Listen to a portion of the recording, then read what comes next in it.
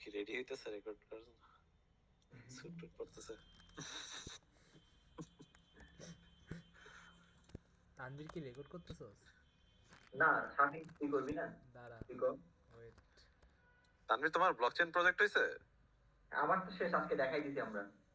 আচ্ছা আচ্ছা আচ্ছা নাইস নাইস নাইস। আরে আজকে মনিরুল স্যারকে দেখি, মনিরুল স্যার বাইরে হয়নি, কিছু নেয়নি, জাস্ট প্রজেক্ট দেখে শেষ। Let's go. আচ্ছা ঠিক আছে। আমি এটা নিয়ে প্যারাই আছি ব্রো, আমার ওগুলো মোটর সফটওয়্যার তো এআই মেরে করে ফেলতে পারি, কিন্তু এগুলো মোস্ট আসলে পারি প্রবাবলি না। হইতেছে রেকর্ডিং। হ্যাঁ, শুরু কর। আচ্ছা ঠিক আছে, তাইলে আমাদের দুইটা পার্ট আছে। হ্যাঁ, ফার্স্ট পার্ট আমি যে ছোট যে করে রাখলাম উইন্ডোটা, মুভেবল চ্যাসিস কোড। হ্যাঁ এটা হচ্ছে তোমার যে জিনিসটা নড়বে বটটা, এটা হচ্ছে বটের কোড, দিস উইন্ডো। আর এই যে বড় যেটা আছে প্ল্যান্ট কোড, এটা হচ্ছে তোমার প্রজেক্ট। হ্যাঁ ছোটটা। কোডটা কিছু প্ল্যান্ট কোডটা হচ্ছে তোমার ইয়ার জন্য, যে গাছের সাথে যে মাইক্রো সেন্সরটার জন্য। হ্যাঁ, গাছের সাথে যে সেন্সরটা, যেটা অ্যাকচুয়ালি ডিটেক্ট করবে যে প্ল্যান্টে পানি আছে কি নাই সেটার জন্য। আচ্ছা আচ্ছা বুঝতে পেরেছি। আচ্ছা, এখন দুইটার জন্য দুইটা সেপারেট মাইক্রো কন্ট্রোলার আমরা ইউজ করতেছি। যেটা মুভমেন্ট করতেছে সেটার জন্য আমরা ইউজ করতেছি ESP32। এটা হচ্ছে আমরা যেটা প্ল্যান্টের জন্য ইউজ করছি সেটার বড় ভাই। প্ল্যান্টের জন্য যেটা ইউজ করছি সেটা হচ্ছে ESP8266। দুটো সেম ইএসপি ক্যাটাগরির, একটা 8266, একটা 32টা বড়, 8266 ছোট। এখন দুইটা দুইটা হচ্ছে ইন্টারনেট ইউজ করতে পারে, এটা হচ্ছে যাদের প্রাইমারি ইয়া। কিন্তু দুইটা ডাউন সাইড হচ্ছে ইন্টারনেট ইউজ করতে পারে but everything else is dog shit. এটা হচ্ছে ডাউন সাইড আর কি।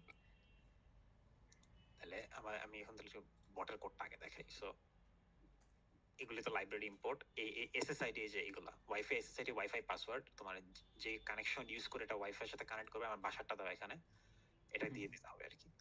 আর ফায়ারবেস ক্রেডেনশিয়াল হতেছে কি, আমি যে ফায়ারবেস ডেটাবেসটা ইউজ করতেছি, দিস ওয়ান, এই যে এটা আমার database, real time database Firebase. এই দেখো প্ল্যান্ট 1 প্ল্যান্ট 2 ট্রু হয়ে আছে আর কি। এটার হতেছে তোমার যে এপিআই কিটি ওকে দিয়ে দেওয়া লাগে কানেক্ট করার জন্য। সো এটা হতেছে ওইটা, মানে আমি ডেটাবেসের সাথে কানেক্ট করে রাখছি এখানে বেসিক্যালি। হ্যাঁ, ডেটাবেসের সাথে একটা কানেকশনের জন্য যা যা লাগে, আইডি পাসওয়ার্ড যা যা লাগে ওগুলো দিয়ে দিলাম। এগুলি তো তাহলে তোমার যে জাস্ট লাইব্রেরি ইনিশিয়ালাইজেশন, এগুলো হচ্ছে পিন নাম্বার। হ্যাঁ, এই যে মোটর এ হইতেছে কি তোমার এইচ ব্রিজ আছে না আমাদের L298N মোটর ড্রাইভার, এইচ ব্রিজের সাথে কানেকশন। সো মোটর ড্রাইভার আমাদের 6টা পিন আছে। মোটর ড্রাইভারের একটা ছবি যদি দেখাই,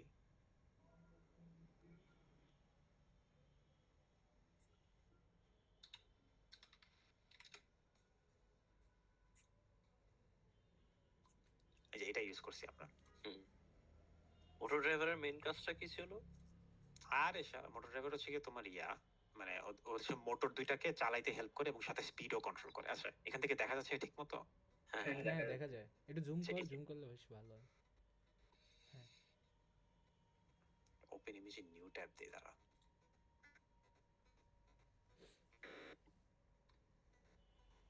আচ্ছা, এই যে এই সাইডে দেখো যে ENA, IN1, IN2, IN3, IN4 দেখতেছো?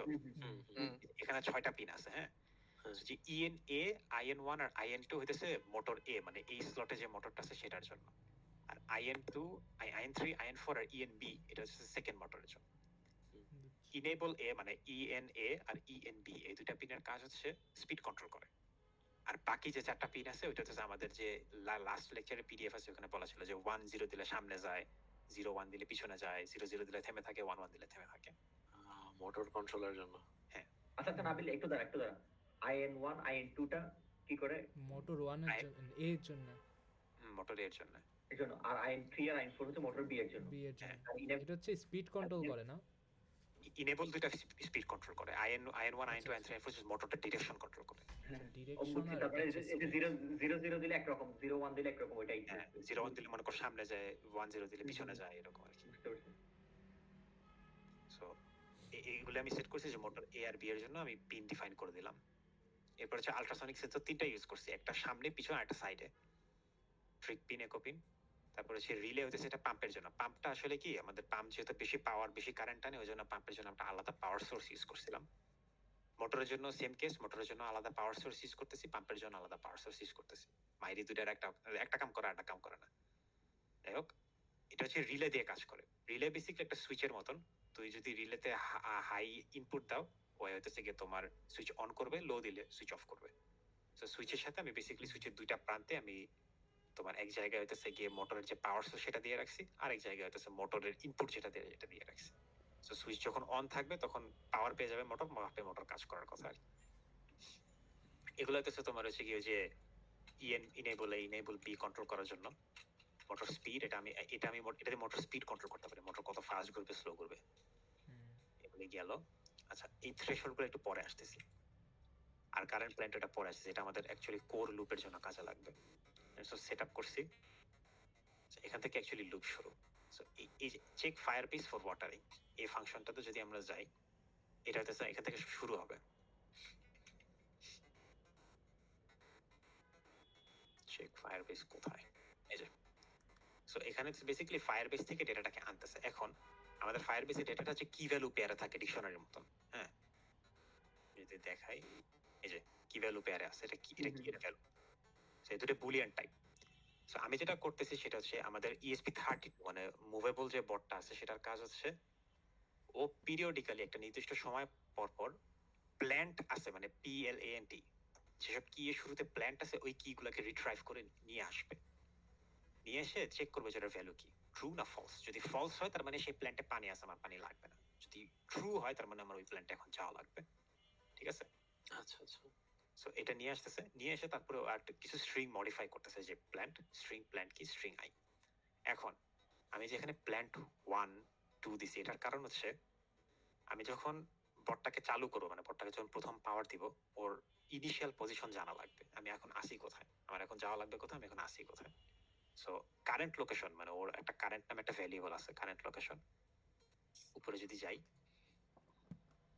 এই যে দিস ওয়ান কারেন্ট প্ল্যান্ট হচ্ছে আমি কত নাম্বার প্ল্যান্টে আছি।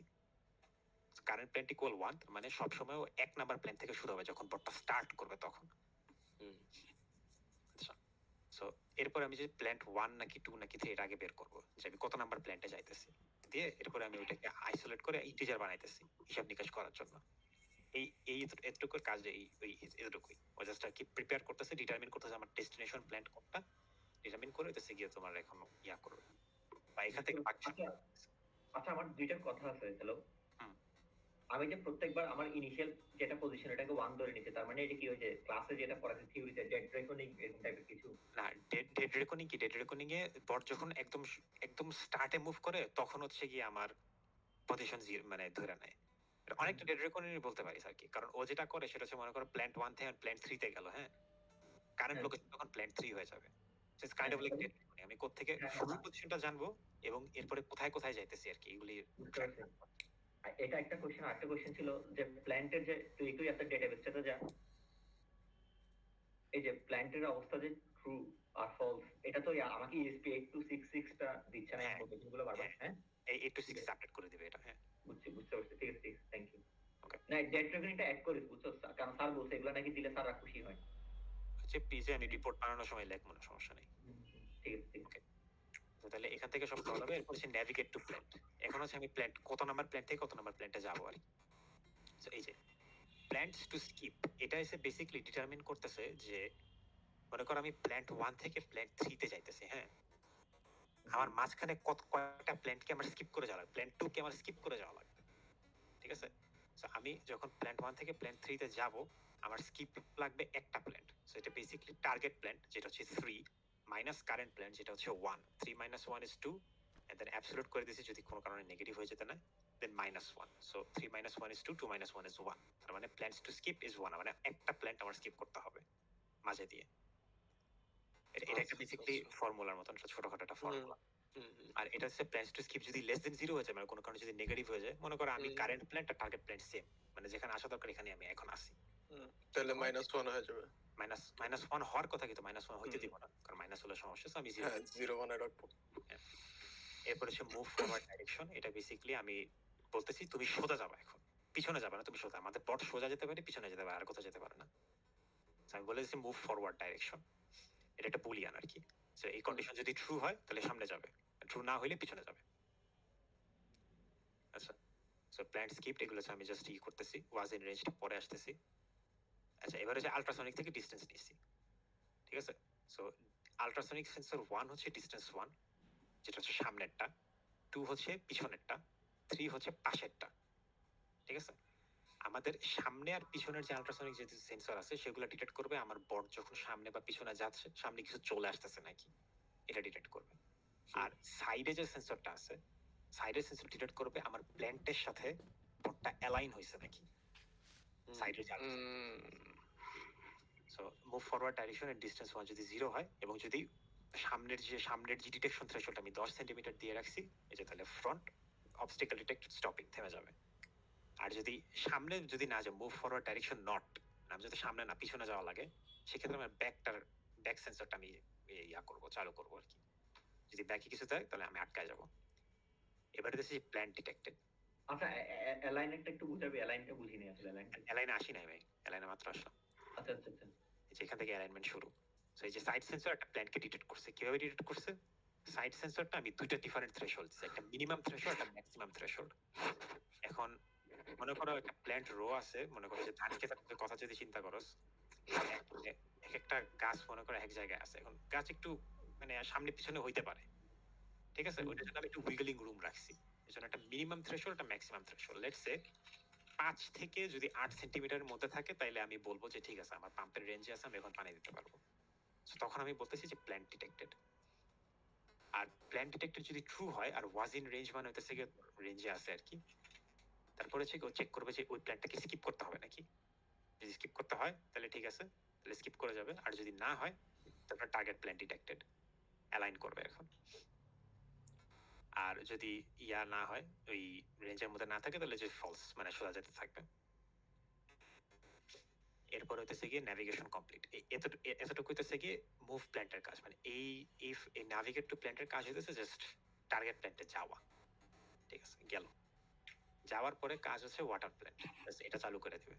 এটা জাস্ট বেসিক্যালি আমার রিলের যে পিনটা আছে সেটাকে হাই করে দিচ্ছি, পাম্পটা ছেড়ে দিতেছি, দিয়ে 7 সেকেন্ড রেখে দিচ্ছি, 7000 মিলি সেকেন্ড আর কি, 7 সেকেন্ড, এরপর অফ করে দিতেছি। আর এটা হচ্ছে মোটরের মুভ ব্যাকওয়ার্ড ফরওয়ার্ড। এই যে এখানে দেখো, ইনপুট 1 হাই, ইনপুট 2 লো, ইনপুট 3 লো, ইনপুট 1 হাই, মানে আর কি মোটরের ডাইরেকশন কন্ট্রোল করতেছি, ফরওয়ার্ড ব্যাকওয়ার্ড ফরওয়ার্ডটা কন্ট্রোল করতেছি আর কি। স্টপ মোটরস তো অবভিয়াস। আর রিড আল্ট্রাসনিক ডিসটেন্স, এটা হচ্ছে ক্লাসে দেখাছিল যে এই ফর্মুলাটা ইউজ ডিসটেন্স সেন্টিমিটারে ক্যালকুলেট করা লাগে। এই কয়টা ফাংশন মিলে আমি ইন ট্যান্ডেম আমি কাজ করতেছি। আমি যদি আরেকবার একটা মানে ফুল যদি ডেসক্রিপশন দিয়ে বুঝাই, ইনিশিয়ালি আমার প্ল্যান্ট 1 এ আছে, বাট প্ল্যান্ট 2 যেটা আছে এটা ট্রু হয়ে গেছে। ধরো আমার প্ল্যান্ট 1 থেকে প্ল্যান্ট 2 তে যাওয়া লাগবে, মাঝে কি কোনো প্ল্যান্ট স্কিপ করতে হবে? নো, জাস্ট নেক্সট প্ল্যান্টে যাবে। সো ও মুভ ফরওয়ার্ডে যেতে হবে, যেহেতু plant 2 is greater than plant 1, 2 is greater than 1, সামনে যাবে। যেটা থাকবে মানে সাইড সেন্সরে ডিটেক্ট করতে থাকবে যে আমার কখন ওই যে থ্রেশহোল্ড রেঞ্জের মধ্যে চলে আসে। যখন 5 থেকে 8 সেন্টিমিটার যখন এর মাঝে যখন আমার সাইড সেন্সরটা রিড করবে, তখন আমি বুঝবো যে আমি প্ল্যান্ট 2 বরাবর চলে আসছি। তখন আমি পানি দেওয়া শুরু করবো, তখন এখানে থামবো, থেমে আমি পানি দেওয়া স্টার্ট করবো। আর ফ্রন্টাস ব্যাক সেন্সর আমার ডিটেক্ট করবে, যেদিকে যাচ্ছি সেদিকে সেন্সর ডিটেক্ট করবে যে আমার সামনে কোনো অবস্টিকেল আছে নাকি, থাকতে থেমে যাবে। ওকে, এখন এখানে একটা কনসার্ন আসতে পারে, যেহেতু আমরা আল্ট্রাসনিক সেন্সর ডিটেক্ট করতেছি, এখন মনে করি দুইটা প্ল্যান্টের মধ্যে মনে করো একটা সাইনবোর্ড পুঁতা রাখছে,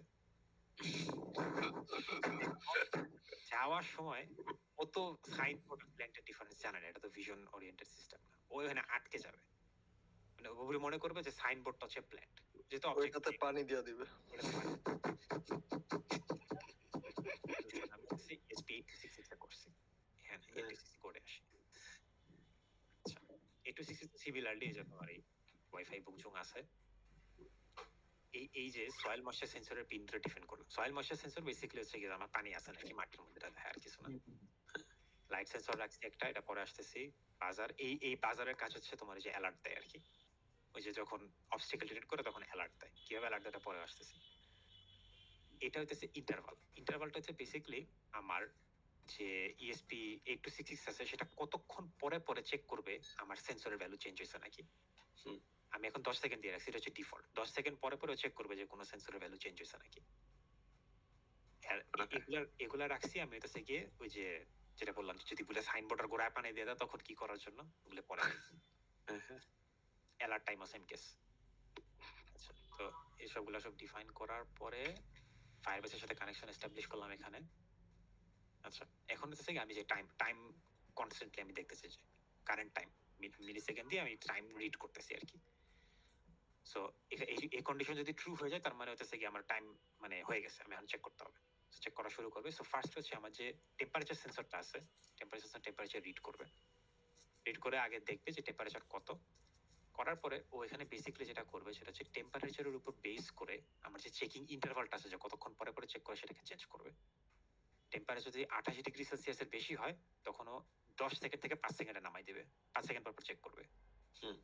টেম্পারেচার যখন 18°C এর নিচে থাকবে তখন এটাকে 15 সেকেন্ড বানাই দেবে, 10 থেকে 15 সেকেন্ড উঠাই দেবে। আর না, আর যদি না হয় তাহলে হচ্ছে যা আছে তাই থাকবে, মানে এজ ইট ইজ। হ্যাঁ গেল। এলইডিটা হইতেছে বেসিক্যালি আমরা ডিটেক্ট করছে লাইট আছে নাকি, যদি আলো থাকে আলো জ্বালাই দিবে, আলো না থাকলে আলো অফ, শেষ, আর কিছু নাই। আলো মানে আমরা কি আলো সূর্যের আলো, রাতে সূর্যের আলো মানে আমার আইডিয়াটা ছিল বেসিক্যালি মানে আর্টিফিশিয়াল লাইট আছে না, আর্টিফিশিয়াল সানলাইট দেখলে যে ল্যাম্প টাইপের, আচ্ছা আচ্ছা বুঝতে পারছি। ওইটাকে সিমুলেট করবো আর কি। রাত্রে বেলা ওই লাইট জ্বালাই দেবে, রাত্রে বেলা ফটোসিনথেসিস চলবে আর কি। এটা কিন্তু অ্যাকচুয়াল জিনিস, এটা কিন্তু ইয়া আছে। হ্যাঁ হ্যাঁ হ্যাঁ আমি তো এখানে দুই পয়সা এলইডি দিয়ে চালাইতেছি। এই ফাংশনটা হচ্ছে check moisture and update Firebase. এটা হচ্ছে তোমার ময়েশ্চারটা চেক করে ফায়ারবেসটা আপডেট করে আর কি। সো প্ল্যান্ট 1 এর জন্য ময়েশ্চার চেক করছে। এখন আমাদের ময়েশ্চার সেন্সর হচ্ছে কি তোমার ইনভার্টেড আর কি। যদি পানি ডিটেক্ট করে তাহলে হাই আউটপুট দেয়, সরি পানি ডিটেক্ট করলে লো আউটপুট দেয়, আর পানি না থাকলে হাই দেয় আর কি। সো উল্টা আর কি। সো এটা যখন হাই মানে যখন পানি নাই তখন হচ্ছে কি ওর প্ল্যান্ট 1 আগে দেখবে যে প্ল্যান্ট 1 এর কি পানি লাগবে না, তখন হচ্ছে রিকোয়েস্ট টাইম চেক করবে।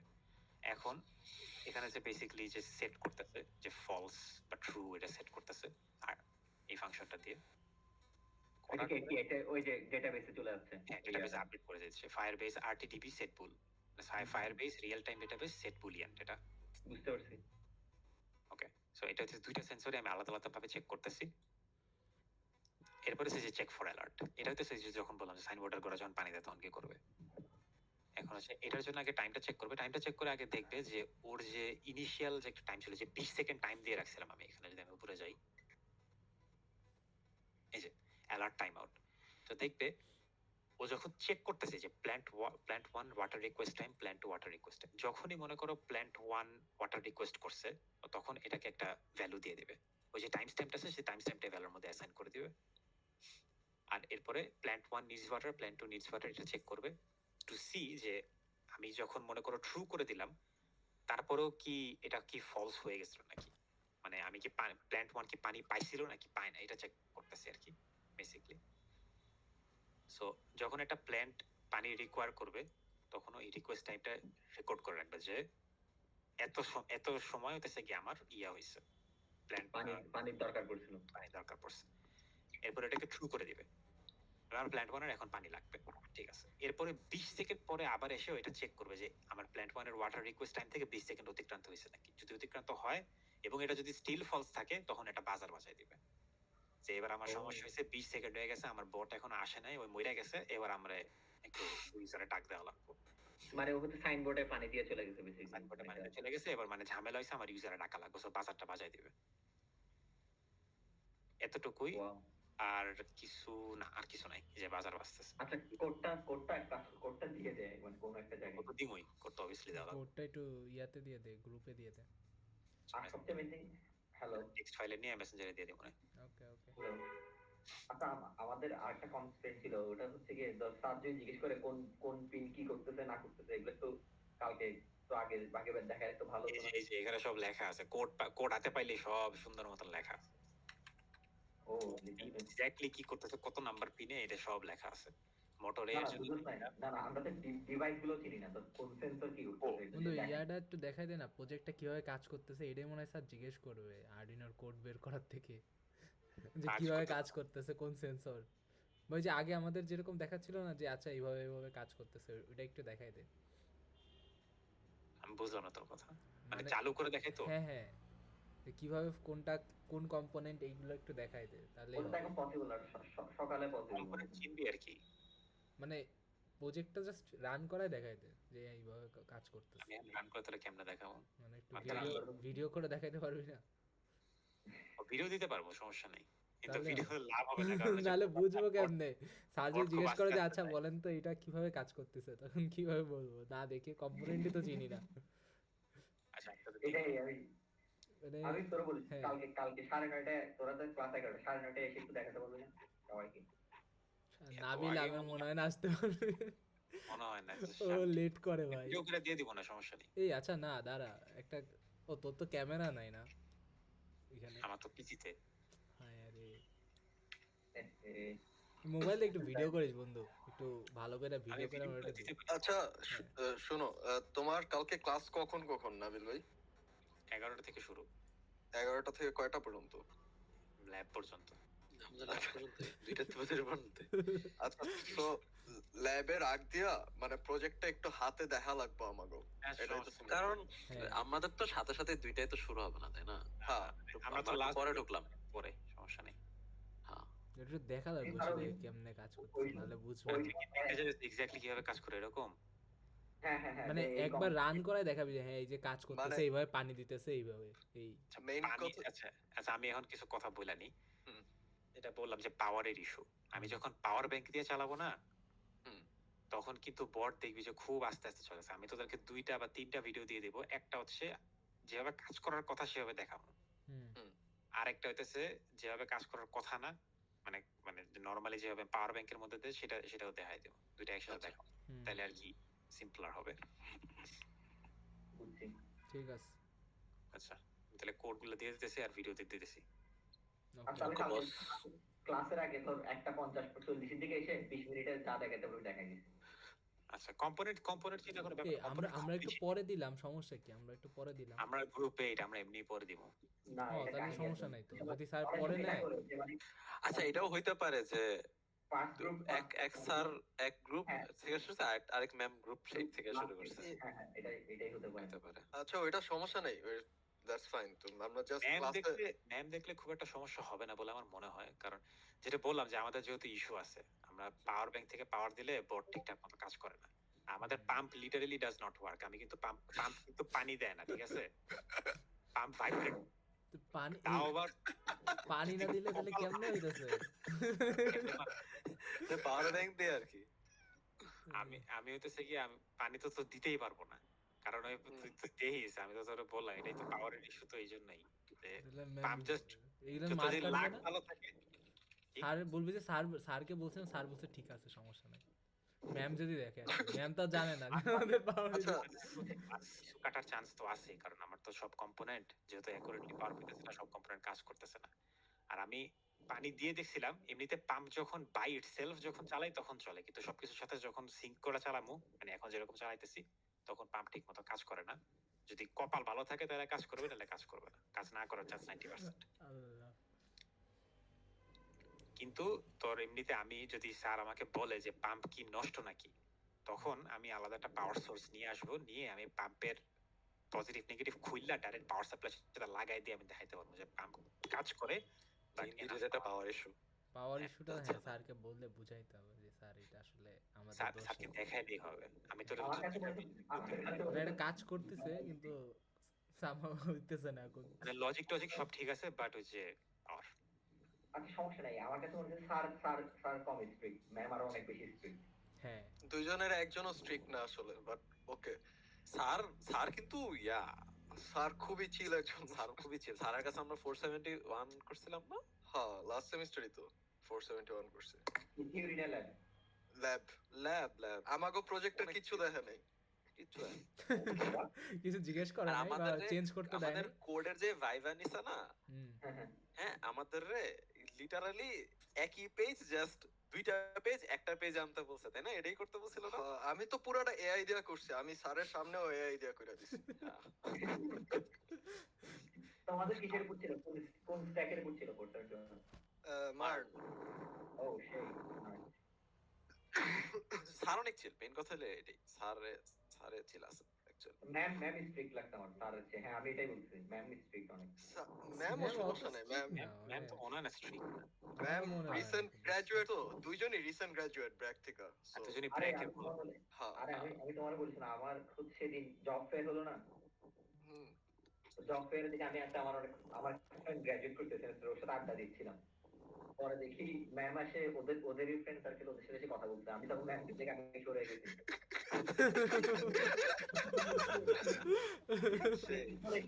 আমাদের যে ওদের যে ফ্রেন্ড আসলো, তো এখন যে মাত্র চিনি আমার ফ্রেন্ড, তো এটা আমার পঁচিশ ফ্যাকাল্টি, তাই আমি চলে গেছি এখানে। পরে এসে ম্যাম আমাদের ক্লাস দিছে। এই তোরা প্রজেক্ট লয়ার কথা বলবি, আমি আমার যাইতে হবে এখন। আচ্ছা, 446 এর ইয়া আছে। ইয়ার কথা যে আমাদের